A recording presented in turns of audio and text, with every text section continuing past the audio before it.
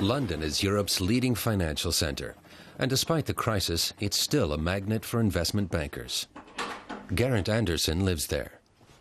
For 12 years, he worked as a stockbroker and is now a millionaire. In the spring of last year, he decided to call it a day, getting out just in time before the crash. Before he left the industry, he submitted a number of anonymous articles to the media, pointing out the weaknesses of the system. It was similar to being given a lot of money from someone else, told to gamble with it, told that the casino might close at any moment, and told that if you lose all your money, you don't get the money taken off you. Because, you know, if you make money for the bank, you could keep, let's say, 10% of it. If you lose money, nothing happens. You may lose your job. So what do you do in that scenario? You just bet ridiculously, recklessly. And that, of course, is what happened. He went on to write a book, providing an insider's account of life in the city, London's financial centre. He describes excessive greed, fueled by bonus payments worth millions. He too received such bonuses. Top managers in many industries and countries around the world are still keen to keep that system of financial incentives. Georg Funke also received generous bonuses. His case has fueled hefty discussion in Germany. He once headed up the troubled mortgage lender Hypo Real Estate. If it hadn't been for the billions of euros in state rescue funds, HRE would now be history. Funke was dismissed from his job.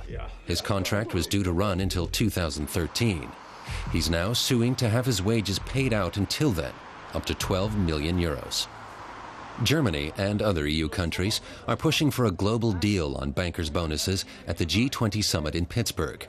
They want bonuses to be linked to long-term performance. Christian Strenger is on the supervisory board of DWS Investments, an asset management company belonging to Deutsche Bank. He's currently developing a codex for good corporate governance.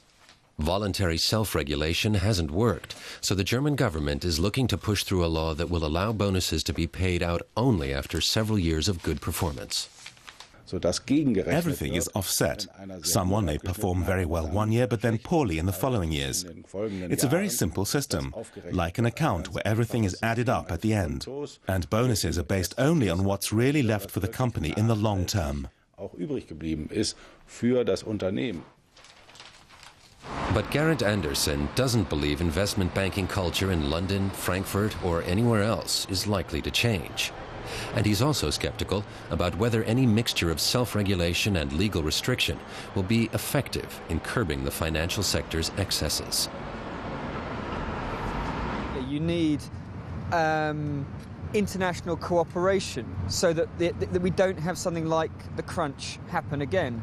In reality, that's never going to happen. There's always going to be somewhere like Zurich or somewhere like Dubai which says, no, come over here, investment bankers. Anderson is now working on his second book. This time it will be a fictionalized account of his life as a stockbroker. He certainly has enough material to work with.